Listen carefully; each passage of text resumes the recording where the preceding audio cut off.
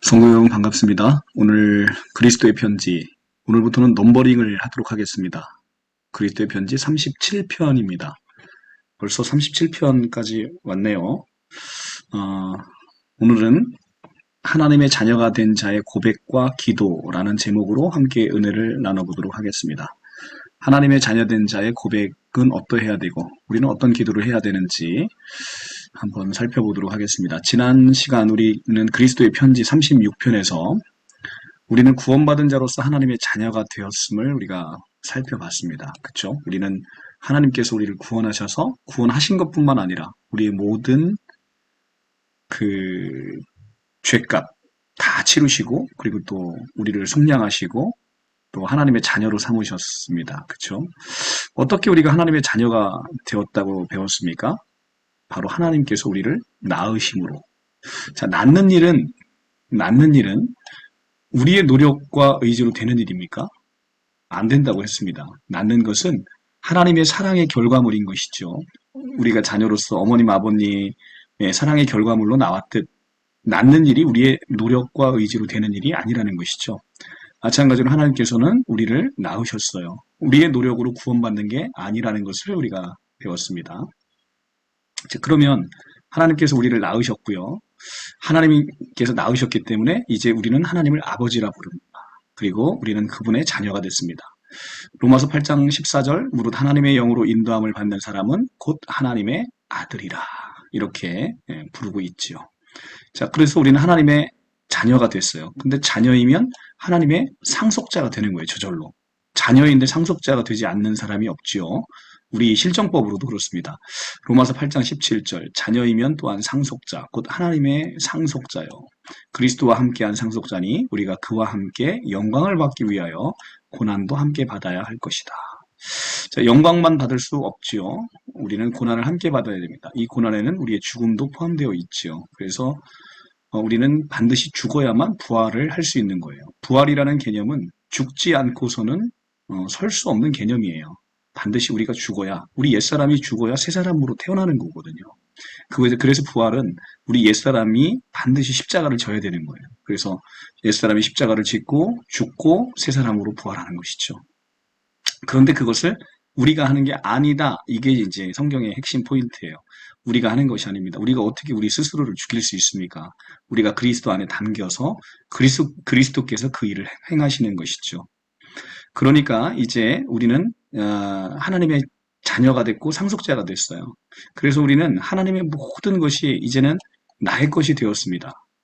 아주 큰 부자가 되었어요. 그렇죠? 모든 면에서 영광도 많이 얻었고요. 그리고 권세도 얻었고 능력도 얻었고 또 모든 것이 사실은 다 우리는 이미 다 가진 부자가 되었습니다. 하나님의 모든 것이 나의 것이다 라는 것입니다. 그래서 성경은 내 아버지인 하나님이 무엇을 얼마나 많이 가지셨는지를 우리 성경을 통해서 그걸 보는 거예요. 우리는 그 작업을 하는 겁니다.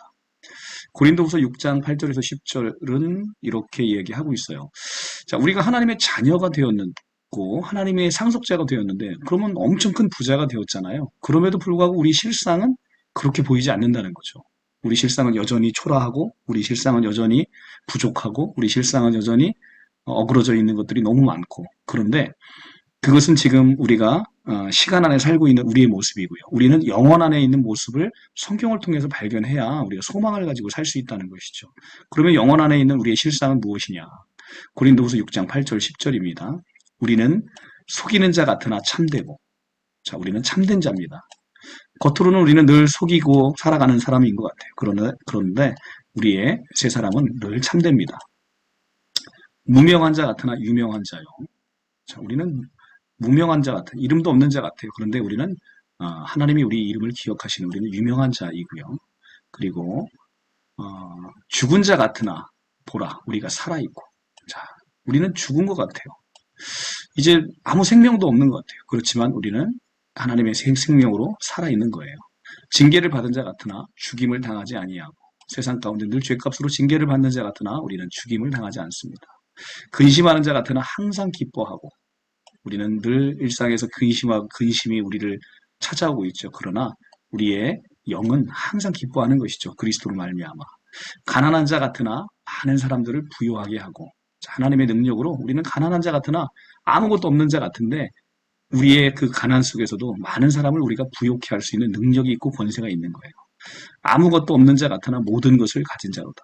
너무나 귀한 말씀 아닙니까? 우리가 아무것도 없는 자 같은데 모든 걸 가진 자라고 성경은 이야기를 하고 있습니다. 얼마나 은혜가 됩니까? 그러니까 이 세상에 있는 것만 우리가 욕망하면서 살 수 없는 존재가 된 것이죠. 우리는 이미 아무것도 없는 자 같은데 세상의 모든 걸 다 가진 자라는 것입니다. 그것을 우리가 바라봐야 되는 것이죠. 그래야 우리가 희망이 있는 것이죠. 그래서 우리는 세상 것만 바라보고 살 수 없는 자입니다. 요한일서 2장 15절에서 17절 이렇게 얘기합니다. 이 세상이나 세상에 있는 것들을 사랑하지 말라. 누구든지 세상을 사랑하면 아버지의 사랑이 그 안에 있지 아니하니 이는 세상에 있는 모든 것이 육신의 정욕과 안목의 정욕과 이생의 자랑이니 다 아버지께로부터 온 것이 아니요 세상으로부터 온 것이다. 자, 우리가 보통 세상 사람들과 만나면 육신의 정욕, 안목의 정욕, 이생의 자랑 이거 하다가 시간 다 가지요. 이것은 세상으로부터 온 것이고 아버지로부터 온 것이 아니라는 것입니다.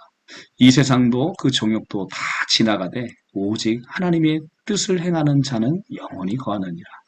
이 세상 우리가 그렇게 자랑하고 우리가 욕망해 온 모든 것들은 그것은 다 지나갑니다. 다 지나가고 다 끝이 납니다. 오직 하나님의 뜻만이 영원히 서게 되는 것이죠. 자, 그래서 이제는 이렇게 우리는 세상의 것을 욕망하는 자가 아니라 이제는 그의 나라와 그의 의를 구해야 되는 자가 되는 것이죠. 그리하면 우리가 이 세상에 살아가면서 우리가 욕망하고 있는 것도 우리 모든 것을 우리에게 더하시리라 라고 말씀하십니다. 먼저 우리는 그의 나라와 그의 의를 구하는 자가 되어야 되는 것이죠.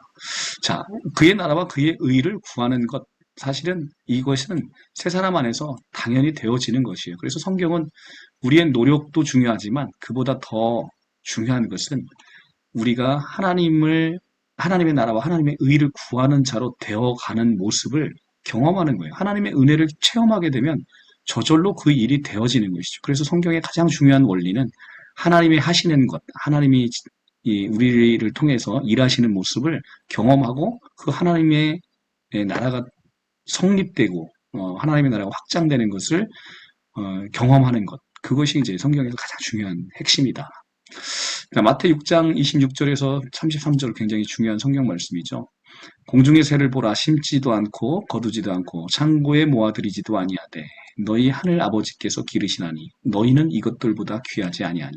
그렇죠. 우리는 공중에 나는 새보다 귀합니다. 왜 그렇습니까? 하늘 아버지께서 우리의 아버지가 되셨어요. 우리는 그 자녀가 됐지 않습니까?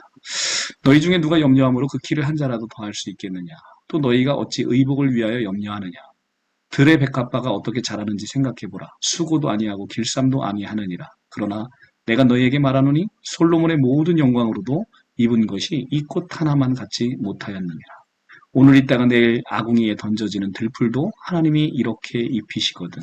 하물며 너희일까 보냐. 참 너무나 은혜가 되는 것이죠. 오늘 있다가 내일 없어지는 이 들풀도 하나님께서 이렇게 입히시거든. 하물며 너희일까 보냐. 굉장히 은혜가 되고 소망이 되는 것입니다. 그러므로 명령하 이르기를 무엇을 먹을까, 무엇을 마실까, 무엇을 입을까 하지 말라. 이는 다 이방인이 구하는 것이라. 너희 하늘 아버지께서는 이 모든 것이 너희에게 있어야 할 줄을 아시느니라. 너희 하늘 아버지께서, 하나님은 이제 우리의 아버지이십니다. 아버지시기 때문에 우리가 무엇을 먹을지, 무엇을 입을지, 무엇을 마실지 다 알고 계시고 그것을 우리에게 채워주시는 분이시다. 그런즉 너희는 먼저 그의 나라와 그의 의를 구하라. 그리하면 이 모든 것을 너희에게 더하시리라. 라고 오늘 말씀하고 있는 것입니다.